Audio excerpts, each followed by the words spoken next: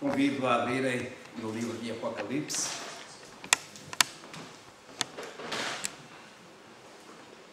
Capítulo 1. É, como iremos ver, um capítulo introdutório. Apocalipse, capítulo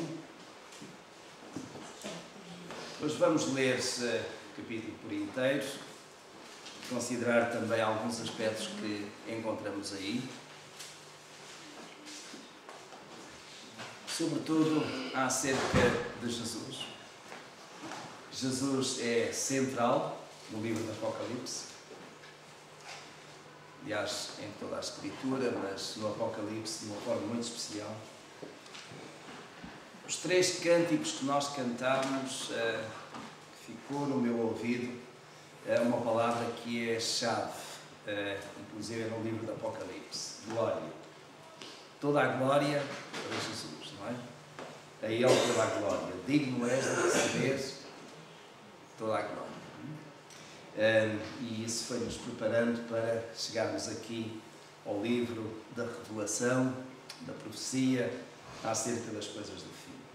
Vamos ler então, creio que todos os irmãos já encontraram, a revelação de Jesus Cristo que Deus deu para mostrar aos seus servos as coisas que brevemente devem acontecer, e enviando-as pelo anjo, as notificou a seu servo João, o qual testificou da palavra de Deus e do testemunho de Jesus Cristo de tudo quanto viu. Bem-aventurado aquele que lê e bem-aventurados os que ouvem as palavras desta profecia e guardam as coisas que nelas estão escritas, porque o tempo está próximo. João, às 7 igrejas que estão na Ásia: graça a vós e paz da parte daquele que é, e que era, e que há de vir, e da dos 7 Espíritos que estão diante do seu trono, e da parte de Jesus Cristo, que é a fiel testemunha, o primogênito dos mortos e o príncipe dos reis da terra, aquele que nos ama e pelo seu sangue nos libertou dos nossos pecados e nos fez reino, sacerdotes para Deus, seu Pai. A Ele seja glória e domínio pelos séculos dos séculos. Amém. Eis que vem com as nuvens, e todo o olho o verá, até mesmo aqueles que o traspassaram, e todas as tribos da terra se lamentarão sobre ele. Sim, amém. Eu sou o Alfa e o Ômega, diz o Senhor Deus, aquele que é, e que era, e que há de vir, o Todo-Poderoso. Eu, João, irmão vosso e companheiro convosco na aflição, no reino e na perseverança em Jesus, estava na ilha chamada Patmos, por causa da palavra de Deus e do testemunho de Jesus. Eu fui arrebatado em espírito no dia do Senhor e ouvi por detrás de mim uma grande voz, como de trombeta, que dizia: o que vês, escreve-o num livro e envia-o às 7 igrejas: a Éfeso, a Esmirna, a Pérgamo, a Tiatira, a Sardes, a Filadélfia e a Laodiceia. E voltei-me para ver quem falava comigo. E ao voltar-me, vi 7 candeeiros de ouro. E no meio dos candeeiros, um semelhante a filho do homem, vestido de uma roupa talar e cingido à altura do peito com um cinto de ouro. E a sua cabeça e cabelos eram brancos como lã branca, como a neve, e os seus olhos como chama de fogo, e os seus pés semelhantes a latão reluzente que fora refinado numa fornalha, e a sua voz como a voz de muitas águas. Tinha ele na sua destra 7 estrelas, e da sua boca saía uma aguda espada de 2 gumes, e o seu rosto era como o sol, quando resplandece na sua força. Quando o vi, caí a seus pés como morto, e ele pôs sobre mim a sua destra, dizendo: não temas, eu sou o primeiro e o último, e o que vivo. Fui morto, mas eis que estou vivo pelos séculos dos séculos, e tenho as chaves da morte e do Hades. Escreve, pois, as coisas que tens visto, e as que são, e as que depois destas hão de suceder. Eis o mistério das 7 estrelas que viste na minha destra e dos 7 candeeiros de ouro. As 7 estrelas são os anjos das 7 igrejas e os 7 candeeiros são as 7 igrejas. E a linguagem simbólica começa aqui. Mas, meus irmãos, notem um primeiro aspecto. João estava desterrado na ilha de Patmos, conforme vimos a semana passada, por causa do testemunho da palavra. Juntamente com ele, muitos outros cristãos por toda aquela Ásia, por toda aquela parte onde o Evangelho já tinha chegado, estava em grande tribulação. E aquilo que nós vemos ali são 2 imagens recentes, mas de catacumbas em Roma, onde os cristãos se reuniam, naquela altura, um pouco às escondidas, fora da cidade de Roma, procurando desse modo ter algum lugar onde pudessem cultuar a Deus, onde pudessem louvar, onde pudessem estar minimamente em sossego, em paz. Sobretudo neste slide aqui de baixo, nós vemos ali o que seria um lugar de sepulturas, como que em tabuleiros. Tudo isto é cravado não é tanto na rocha, é uma zona de argila, não é? Que é escavado ali.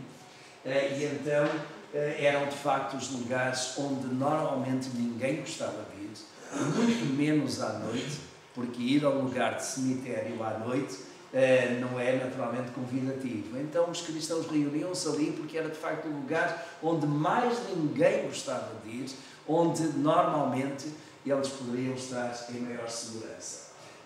Nós vamos ver um extrato de um filme, 6 minutos, que mostra aquilo que era a realidade em Roma da perseguição. E a semana passada nós falámos aqui desse contexto de perseguição que aconteceu durante 3 séculos e que realmente os cristãos foram vítimas, e este, meus irmãos, era o contexto, procura representar ali um pouco daquilo que era vivido na Roma Imperial, o contexto. Alguns irmãos que porventura estiveram a Roma ou que veem imagens de Roma conhecem o chamado Coliseu de Roma. Aquilo que nós vamos ver aqui é nesse Coliseu de Roma.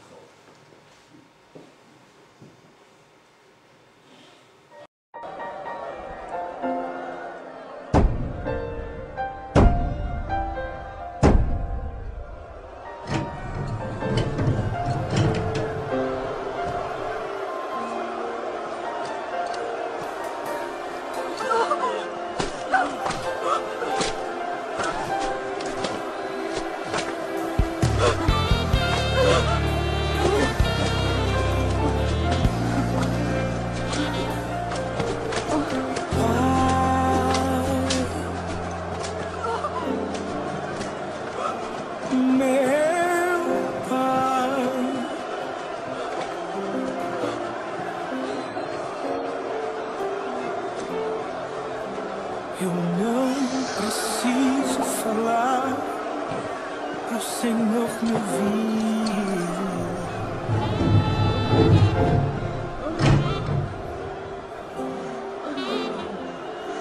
Eu não preciso me explicar para o Senhor me entender.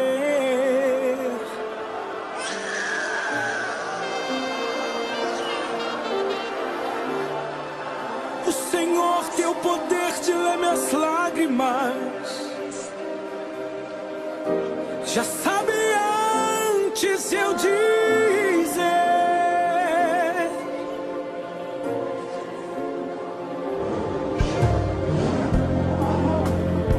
Então mesmo que a escuridão não permite eu te ver.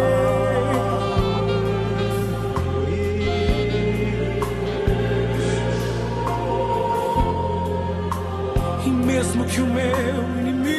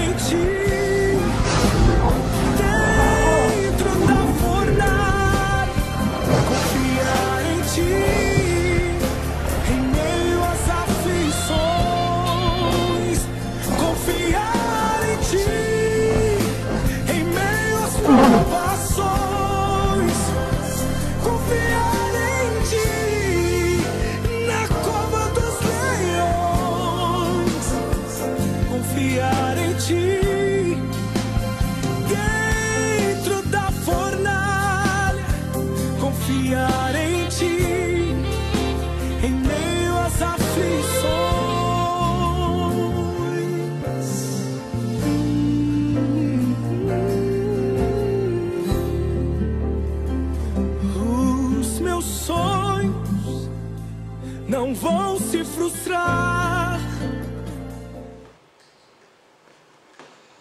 Irmãos, desculpem a violência, as imagens, mas a realidade é aquilo que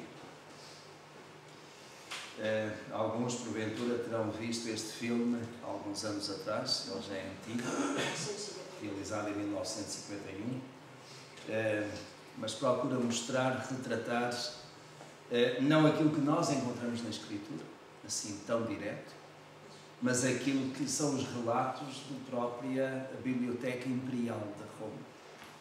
São relatos de Deus. Foi o que aconteceu. E quando a semana passada eu mencionei aqui, ao longo de 3 séculos, perseguições, algumas delas muito cruéis, estava a referir, por exemplo, a esta e algumas outras mais. Mas, de facto, meus irmãos, os romanos eram um povo muito cruel, bárbaro mesmo, quando chegava a estas festas, a estes carnavais. Isto para eles era um carnaval. Gozar, brincar com os cristãos e lançá-los aos leões. E é interessante que nós encontramos na Escritura exatamente isso. Alguns foram cerrados ao meio, foram lançados às feras. E nós lemos aquilo e é apenas letra. Mas a realidade está aí, não é?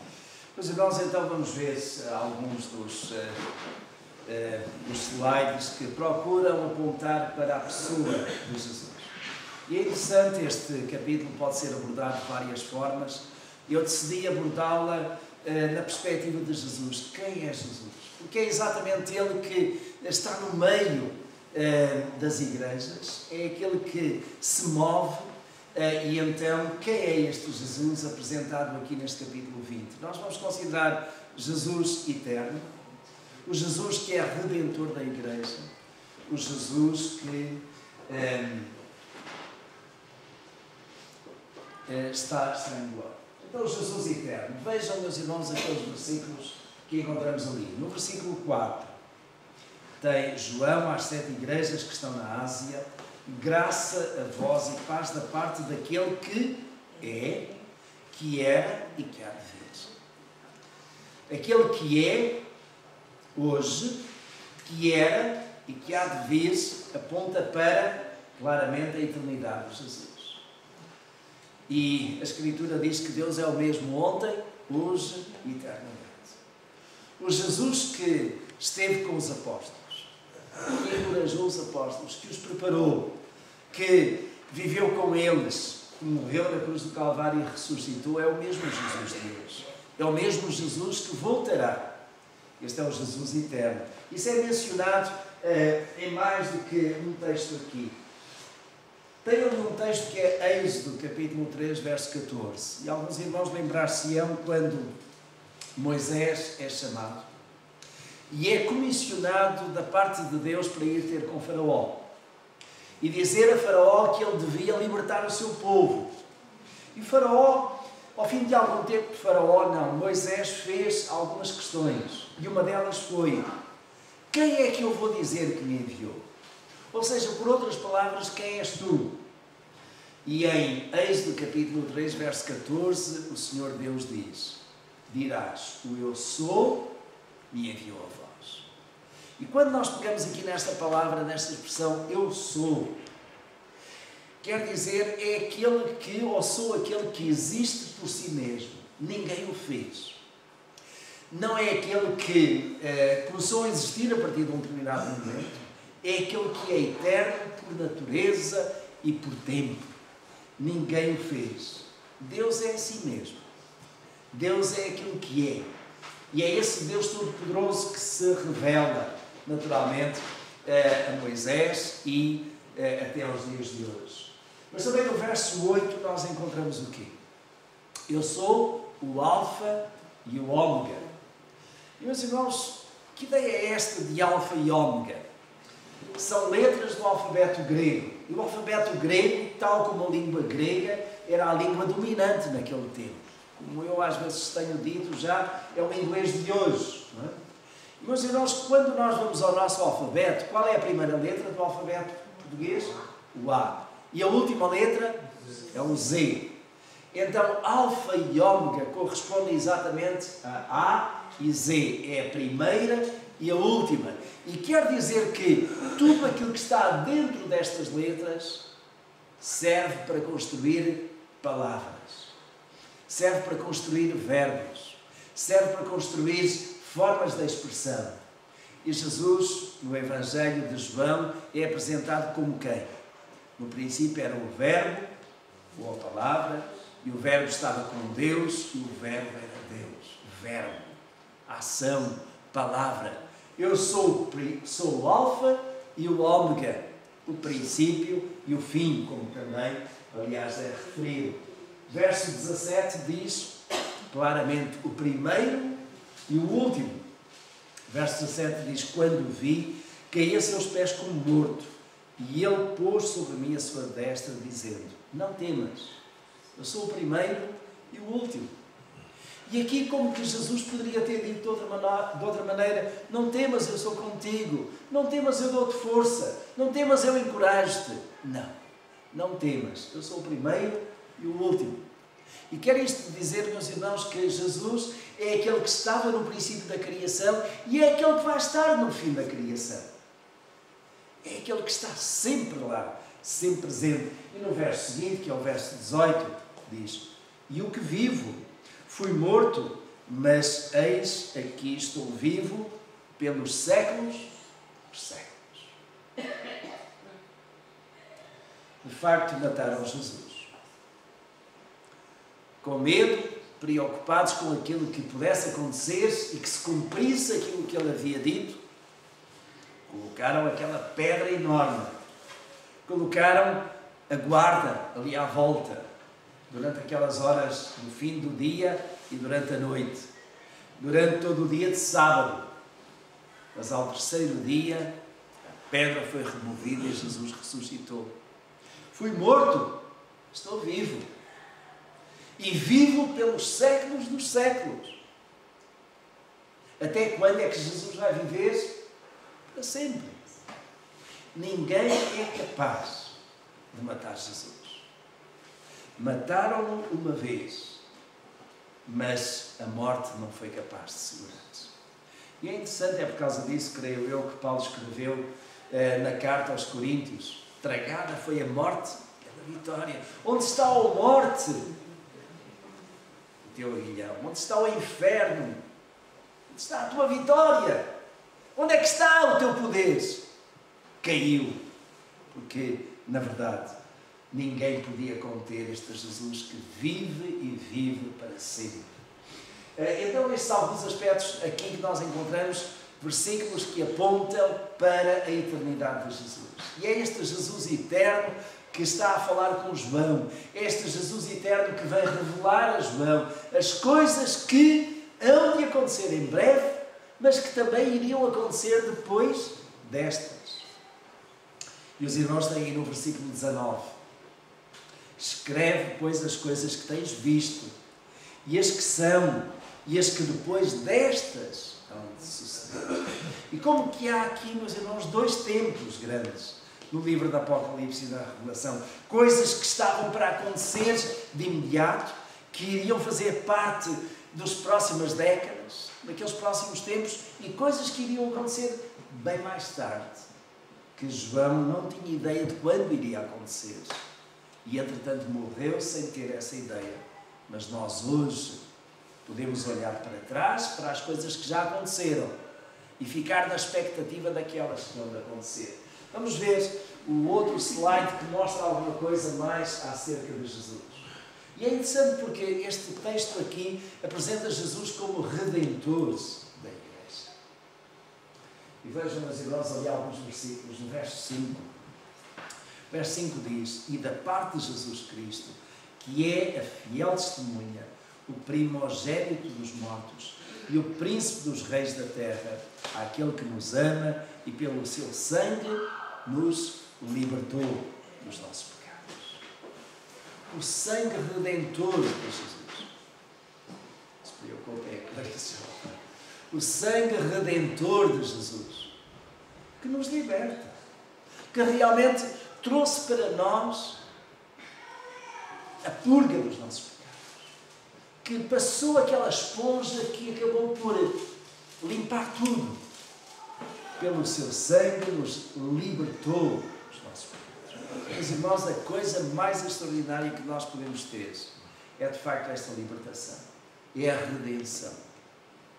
É por causa do nosso pecado nós estávamos separados de Deus. Por causa do nosso pecado nós não tínhamos sequer oportunidade de falar com Deus.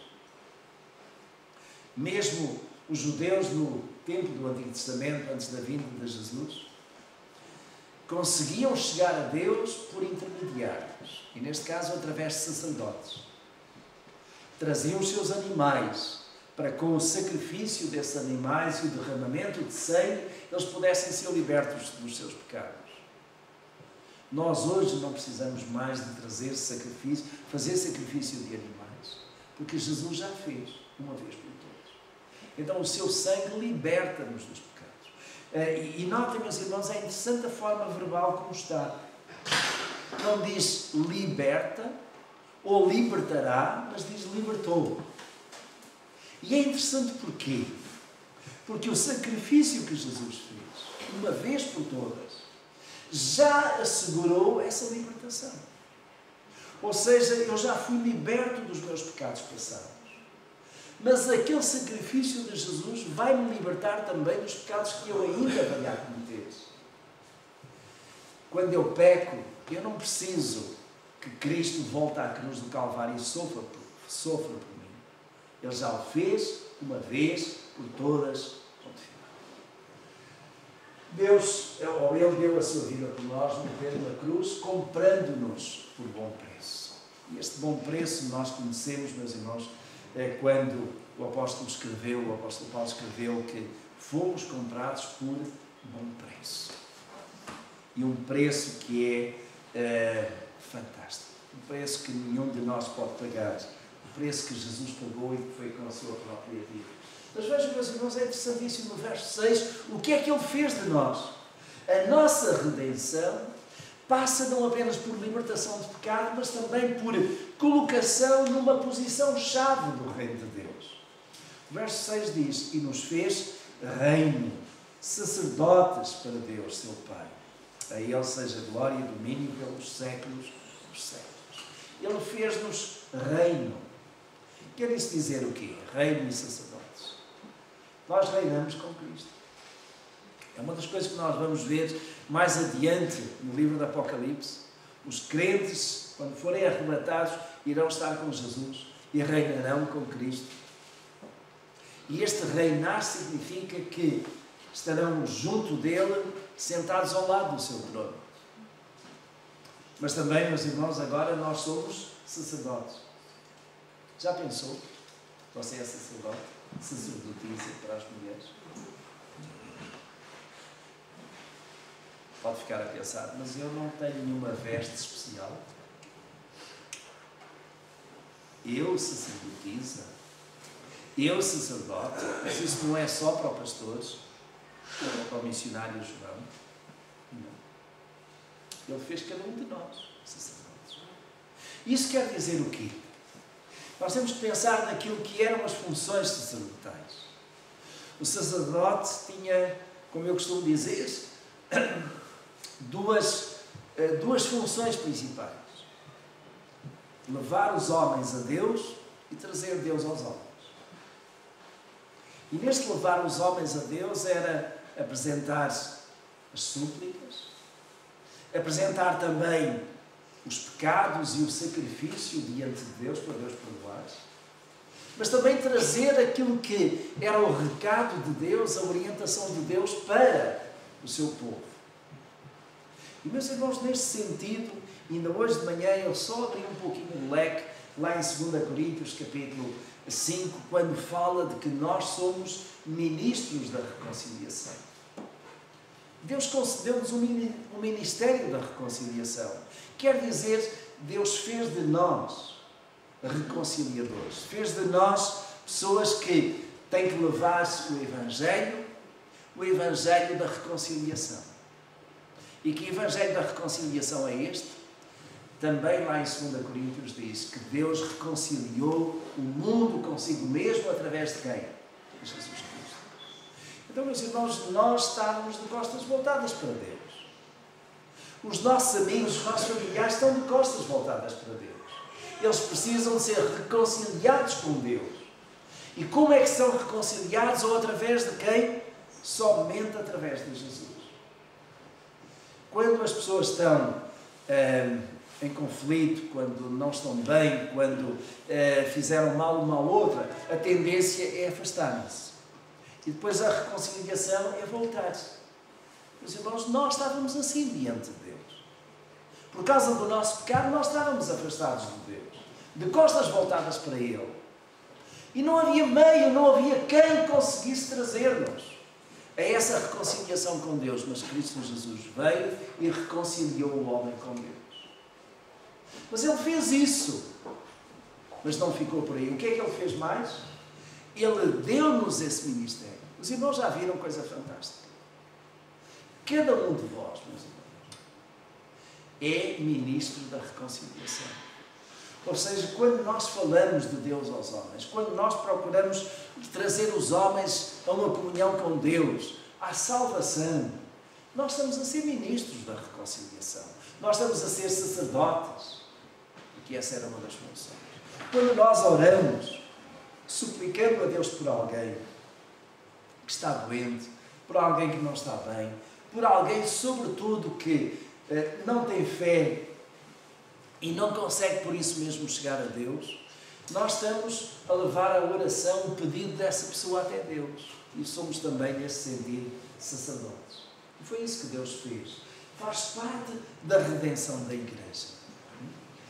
Fez-nos sacerdotes para todos podemos ir diretamente a Deus. E ali tem um texto que é 1 de João, capítulo 1, verso 9, que diz, e os irmãos podem ver esse texto, porque eu acho que é bastante interessante.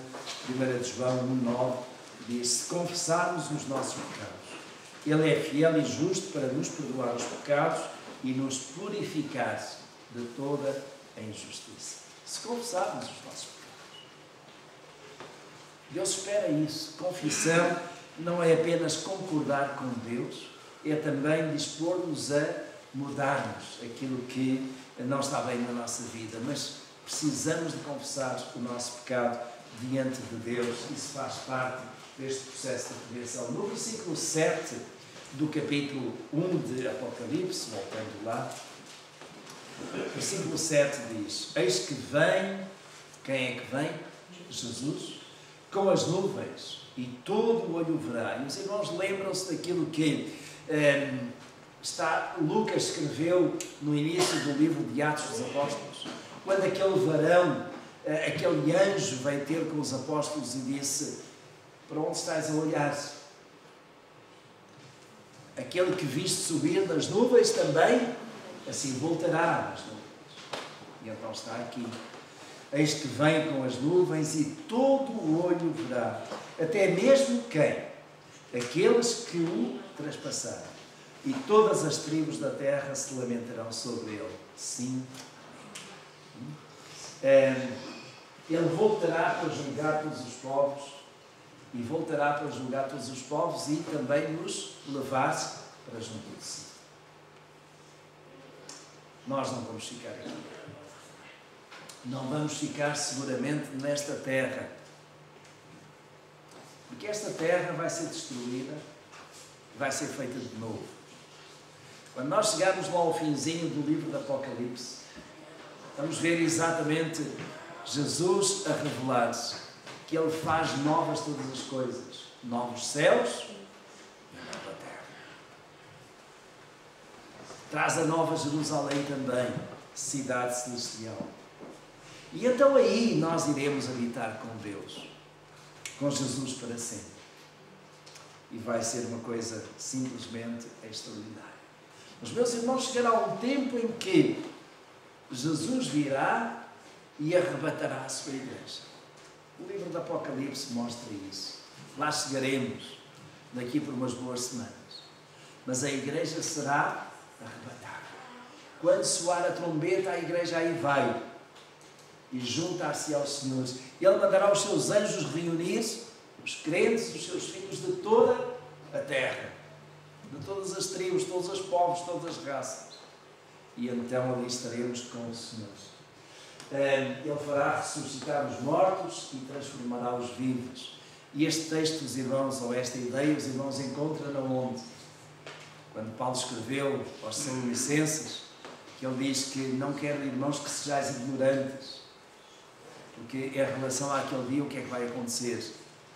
Os que estiverem mortos serão ressuscitados, e nós, os que estivermos vivos, seremos transformados no abrir e fechar de olhos. Para quê? Para irmos ao encontro do Senhor nos ares. Isso faz parte da redenção da igreja. E foi isso que Jesus veio a conseguir para nós e que está a dizer a João que é aquilo que vai acontecer, garantindo pela sua palavra que isso acontecerá. Nós viveremos eternamente. E no verso 11, o verso 11 diz: o que dizia, o que vês, escreve-o num livro e envia às 7 igrejas: Éfeso, Esmirna, Pérgamo, Tiatira, Sardes, Filadélfia e Laodiceia. O número 7 já de si na Escritura e sobretudo no livro do Apocalipse é emblemático. 7 é a ideia de totalidade. Havia certamente mais igrejas na Ásia Menor, mas o Senhor Jesus escolheu estas 7. E aquilo que João tinha visto, aquilo que João ia ver mais adiante, era para ser colocado num livro e enviado a estas 7 igrejas. E é interessante, nós para a semana vamos começar a considerar exatamente aquilo que iria ser dirigido diretamente a cada uma destas 7 igrejas. Meus irmãos, é muito interessante, eu há pouco, porque nós lemos e voltamos a ler e há sempre alguma coisa mais. Os irmãos querem ver uma coisa interessante. Lembram-se daquilo que nós lemos acerca de Jesus, como ele é apresentado aqui. Permitam-me só este apontamento. Não está ali agora, mas vejam isto. Vejam Apocalipse capítulo 2, versículo 1. E é interessante porque as cartas às 7 igrejas têm sempre a mesma estrutura, vários aspectos. Primeiramente, é o da apresentação. Jesus apresenta-se àquela igreja. E vejam o Apocalipse capítulo 2, verso 1, como Jesus se apresenta. Ao anjo da igreja de Éfeso. Já agora o anjo da igreja é quem? É o pastor. Que, digamos, um pouquinho mais atrás é apresentado como estrela. Mas o anjo da igreja de Éfeso. Isto diz quem? Aquele que tem na sua destra as 7 estrelas, que anda no meio dos 7 candeeiros de ouro. Meus irmãos, onde é que nós encontramos isto? Vejam Apocalipse capítulo 1, verso 16. Tinha ele na sua destra 7 estrelas, e da sua boca saía uma aguda espada de 2 gumes, e o seu rosto era como o sol quando resplandece na sua força. Nesta primeira parte do versículo aqui tinha ele na sua destra 7 estrelas. Então o que é que são as estrelas? Nós temos a explicação do que são as estrelas no versículo 20 do capítulo 1. E o mistério está revelado. Há vários mistérios no livro do Apocalipse que vão sendo revelados, alguns no próprio texto. No versículo 20 do capítulo 1 diz: Eis o mistério das 7 estrelas que viste na minha destra, isto é, à minha direita, e dos 7 candeeiros de ouro. As 7 estrelas são os anjos das 7 igrejas. E os 7 candeeiros são as 7 igrejas. E é interessante isso mesmo. Os candeeiros são as igrejas. Mas quando pensamos aqui que as igrejas estão a ser referidas aqui como candeeiros, e nós sabem o que é que eu me lembrei? Daquela parábola que Jesus ensinou no sermão profético, lá no finzinho, das 10 virgens. Lembram? Que traziam aquela lamparina, aquele utensílio próprio para iluminar os antigos, com o azeite. E 5 delas não foram previdentes. As outras 5 foram. E trouxeram para ficar ali um tempo prolongado à espera do noivo. E o noivo quem é? É Jesus. E a igreja, ou as noivas, quem são? É a igreja. A igreja é a noiva, que vem, mas que precisa de estar preparada, precisa de estar vigilante. A ideia da igreja está associada aqui com candeeiro, com alguma coisa que ilumina. É de facto muito interessante, meus irmãos. Porquê? Nós estamos em Matosinhos e nós temos a responsabilidade de quê? De iluminar aqui à nossa volta. A igreja é para iluminar, mas ao mesmo tempo a igreja está iluminada, preparada para a vinda de Jesus, quando quer que isso aconteça. O irmão Romualdo ia dizer alguma coisa? Queria dizer que nós somos a luz do mundo. Nós somos a luz do mundo. Cristo é e Ele passou para nós. Nós todos a darmos luz, a igreja é o candeeiro, não é? E depois é interessante que aparece aqui uma indicação dos pastores. Mas Jesus disse mesmo isso aos seus discípulos. Vós sois o sal da terra e a luz do mundo. E a luz do mundo não se coloca debaixo do balqueiro tapadinho. A luz do mundo está aí para iluminar-se. Então a igreja é apresentada como candeeiro. Tem que ser luz para as nações. Agora, e as estrelas? No verso 20. Eis o mistério das 7 estrelas. As 7 estrelas são os anjos das 7 igrejas. O anjo, meus irmãos, está associado no Novo Testamento e particularmente com o nascimento de Jesus, com a mensagem. Deus trouxe uma mensagem para Maria, para José, para outros, através dos anjos. Os anjos são mensageiros de Deus. E nós podemos pensar, Deus podia ter mandado aqui o anjo Gabriel, acabou por mandar o anjo José. Mas é o anjo, ou seja, é aquele que Deus escolhe, que Deus usa e que põe as palavras na sua boca para que elas sejam comunicadas à igreja. A missão do anjo da igreja é exatamente essa. É ser porta-voz de uma mensagem que não é sua, é a mensagem do Senhor. E então aparecem os 7 estrelas aqui. Porque a estrela também, de certo modo, meus irmãos, tem uma coisa muito interessante. As estrelas, digamos, para os marinheiros então, eram os pontos fixos que estavam aí.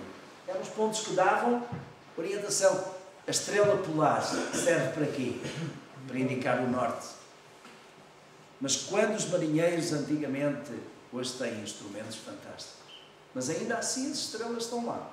Se aproximavam da costa, eles sabiam se estavam, a que distância estavam, conforme a hora da noite, conforme a distância, pelo posicionamento das estrelas.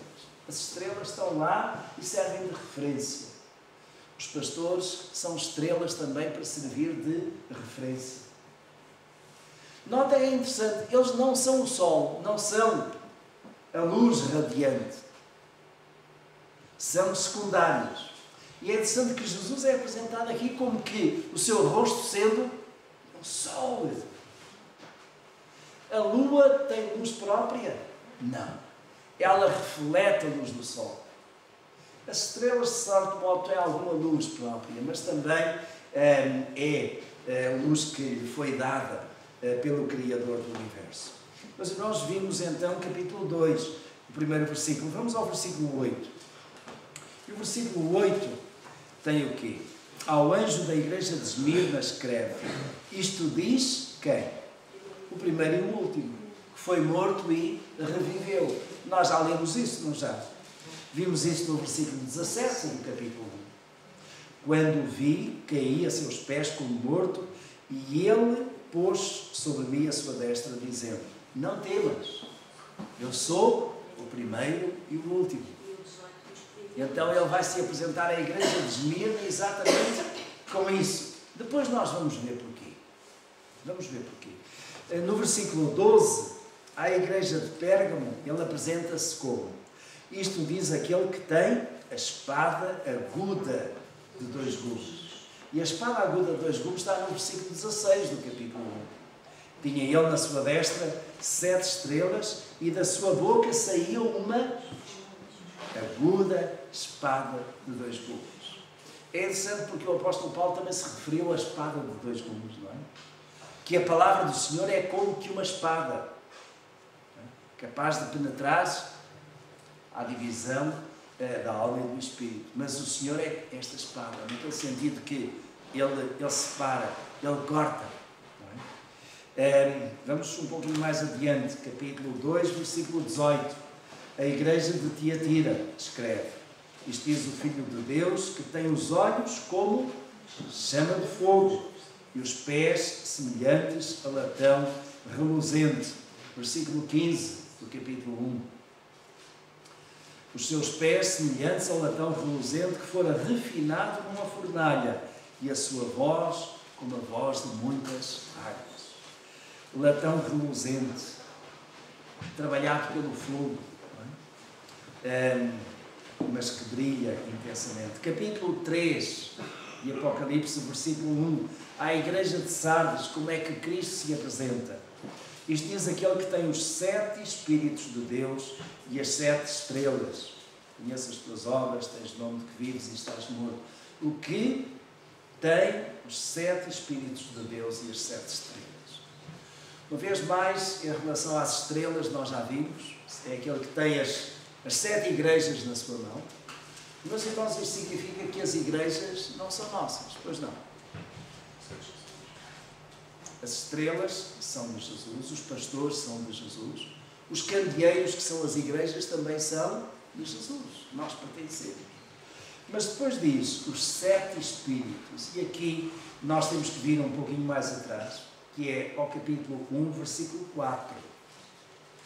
E no capítulo 1, versículo 4, diz João às 7 igrejas que estão na Ásia: graça e paz da parte daquele que é, e que era, e que há de vir, e dos 7 Espíritos que estão diante do seu trono. 7 Espíritos. Espíritos são estes, meus irmãos, apenas um Espírito. O pastor diz que são 7, o Senhor está a dizer que é um. Estes 7 Espíritos, meus irmãos, eu creio que é o Espírito Santo. O Espírito Santo que se distribui pelas igrejas. Porque a ideia de 7 está associada com totalidade. O Espírito é só um, é o Espírito Santo. Mas esse Espírito é derramado na nossa igreja, mas também é derramado em outras igrejas. E então é como que esta ideia do Espírito que se reparte pelas várias igrejas, pelos vários crentes. A ideia de totalidade. Vamos, meus irmãos, voltar ao capítulo 3 e agora versículo 7. Ao anjo da igreja de Filadélfia escreve, isto diz o que é santo, o que é verdadeiro, o que tem a chave de Davi, o que abre e ninguém fecha, e fecha e ninguém abre. Chave. E onde é que nós encontramos chave, meus irmãos? No capítulo 1, versículo 18. E o que vivo, fui morto, mas eis aqui estou vivo pelos séculos dos séculos. E tenho as chaves da morte e do Hades. Isto quer dizer, meus irmãos, que quando chegar à altura, aqueles que estão na sepultura hão de ser soltos. A morte e o Hades hão de dar aqueles que lá estão. Para quê? Para todos comparecerem diante do tribunal de Cristo. Nós vamos encontrar isso já no fim do livro do Apocalipse, perto do juízo final. E, meus irmãos, a última igreja, que é a igreja de Laodiceia, começa no versículo 14 do capítulo 3. Ao anjo da igreja de Laodiceia escreve, isto diz o Amém, a testemunha fiel e verdadeira, o princípio da criação de Deus. Meus irmãos, vamos ao versículo 5 do capítulo 1. E da parte de Jesus Cristo, que é a fiel testemunha, o primogênito dos mortos e o príncipe dos reis da terra. Ele é a fiel testemunha. Fiel testemunha de quem? Fiel testemunha do Pai. Jesus veio trazer, veio falar-se daquilo que o Pai lhe deu. Aquilo que eu vim fazer a meu Pai é aquilo que eu faço também.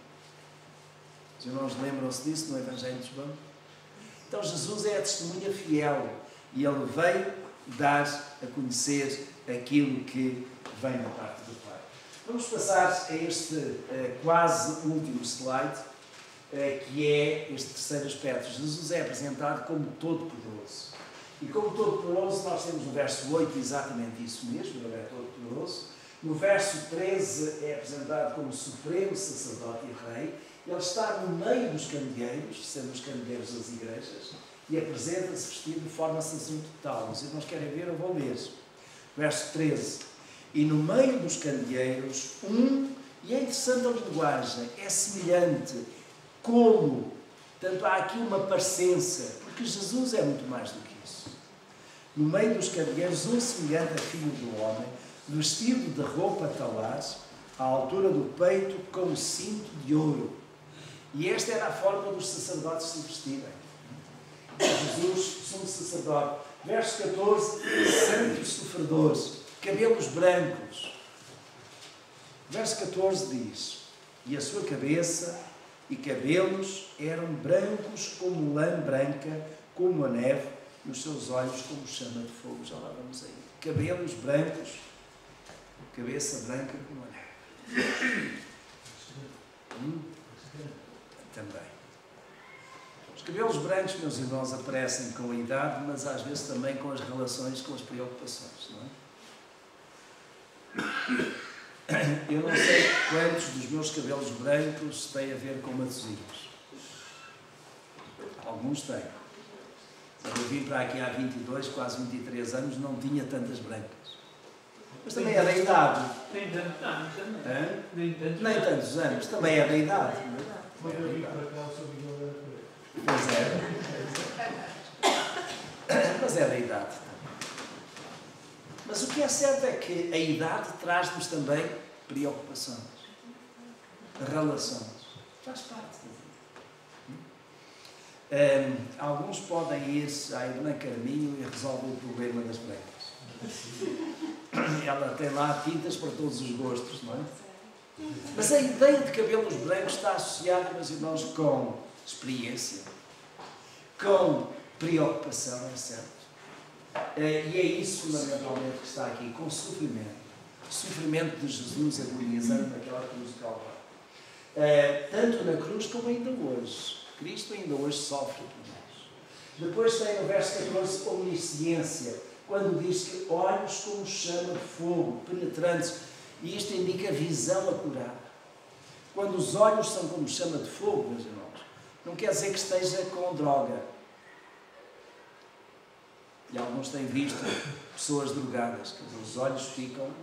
Não é isso. A ideia de chama de fogo aqui são penetrantes, são capazes de ver. Parece que tem faróis ali, para alumiar no meio da escuridão. Verso 15, omnipotente. A ideia deste latão reluzente é símbolo de força. E Jesus é poderoso na força. Ele tem todo o poder. Depois do verso 15 ainda, suprema autoridade sobre as nações e povos. Eu vou voltar a ler o verso 15. E os seus pés, semelhantes a latão reluzentes, que fora refinado numa fornalha, e a sua voz como a voz de muitas águas. Os irmãos, fiquem já com a ideia.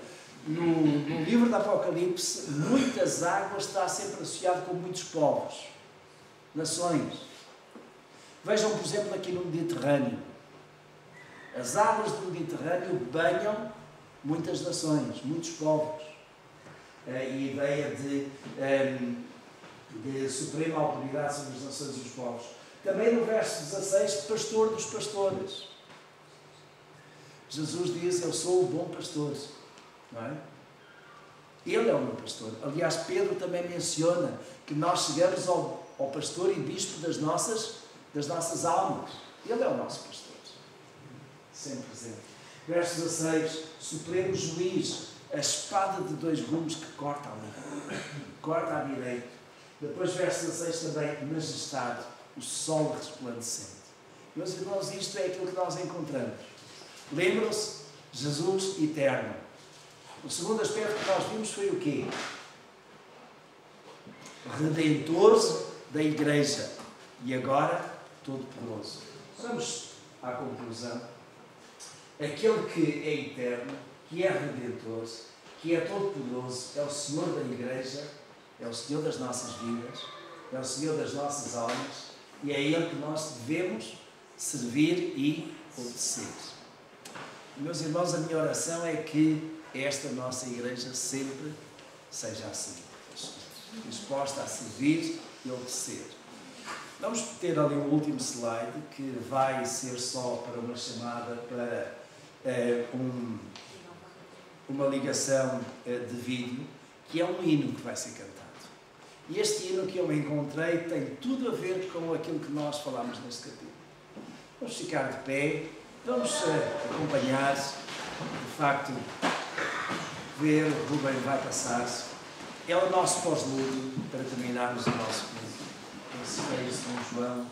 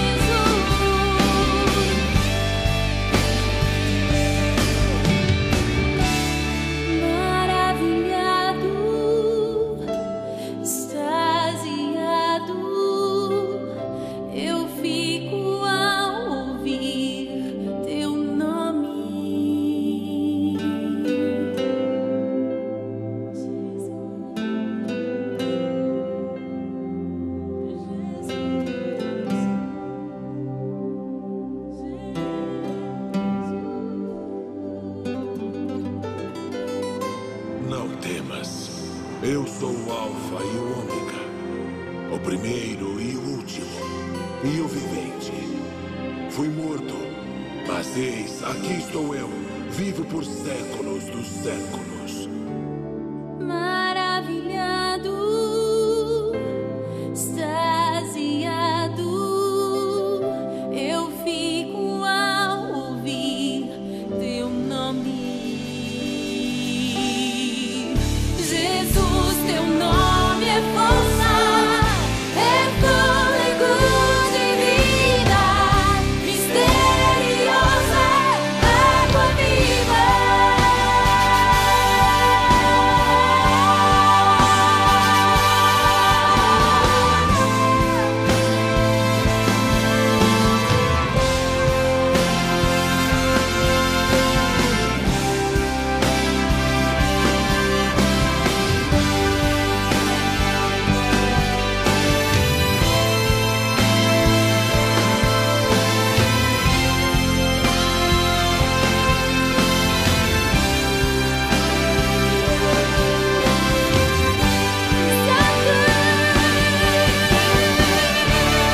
Santo, Santo, Santo, Deus Todo-Poderoso, que era e há de vir.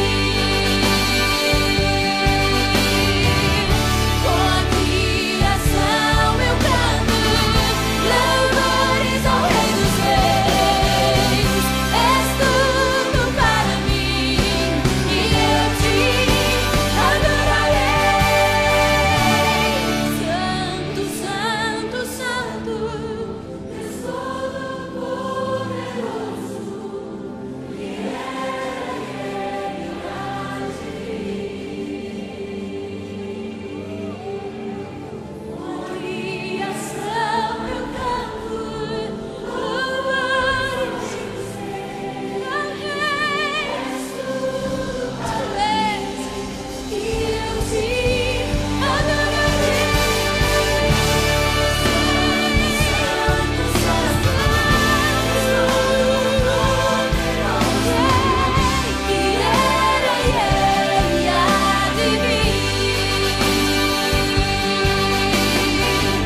Com a criação eu canto louvores ao Rei.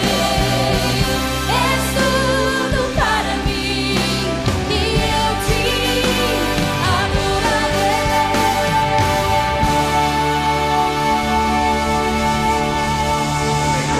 Na Igreja Batista de Nova Colina, em Belo Horizonte, eu e a minha esposa tivemos a oportunidade de estar lá. Não foi nessa altura que isto foi filmado, gravado, mas é de facto impressionante. Uma igreja que, quando nós estivemos lá há 3 anos, já ia para cima de 45 mil membros. Praticamente todos os domingos faziam batismos. Tinham 6 ou 7 cultos em cada dia, começando às 6 ou 7 da manhã. E esta é a filha do pastor, Ana Valadão. E achei de facto que a letra, e eu estive a ler, tenho pena de não ter aquilo que o Ruben encontrou, porque a outra que eu tinha encontrado tinha a letra, e portanto nós poderíamos aí ter seguido mais de perto, mas se os irmãos quiserem nós podemos facultar isso. Acima de tudo, glória a quem? Ao Rei dos Reis, ao Senhor dos Senhores, aquele que é todo-poderoso, que é, que era e que há de vir. A Ele toda a glória. Vamos orar. Querido Deus e bom Pai do céu, nós louvamos o Teu nome e agradecemos, Senhor, porque de facto tens revelado para nós coisas extraordinárias daquilo que estava para acontecer nos dias do apóstolo João, e muitas delas já aconteceram, Senhor, mas ainda outras e muitas outras. Aquilo que vai ser a grande tribulação, que vai ser o arrebatamento da igreja, que vai ser a vinda gloriosa do Senhor Jesus, que vai ser o milénio, que vai ser, oh Deus, a vida eterna, ainda estão por acontecer, Senhor. E nós louvamos, oh Deus, porque sabemos que essas palavras foram reveladas pelo próprio Deus, pelo Filho de Deus. E, Senhor, aquilo que Tu falas se cumpre no tempo próprio, Senhor. É no Teu tempo, não do nosso tempo, Senhor. Mas, ó Deus, nós Te rogamos que, como igreja, como crentes, nos ajudes a ficarmos fiéis permanecermos, Senhor, com as nossas lâmpadas acesas, esperando a vinda do noivo, que vem buscar a tua noiva, que é a tua igreja, Senhor. Que, ó Deus do céu, nos sentimos tão abençoados, porque lemos, ouvimos e guardamos as palavras deste livro no nosso coração. Senhor, abençoa, Deus, cada um de nós durante esta semana. Senhor, que a tua graça, a tua paz, o teu amor esteja com cada um de nós em cada dia desta semana. Nós oramos agradecidos no nome de Jesus.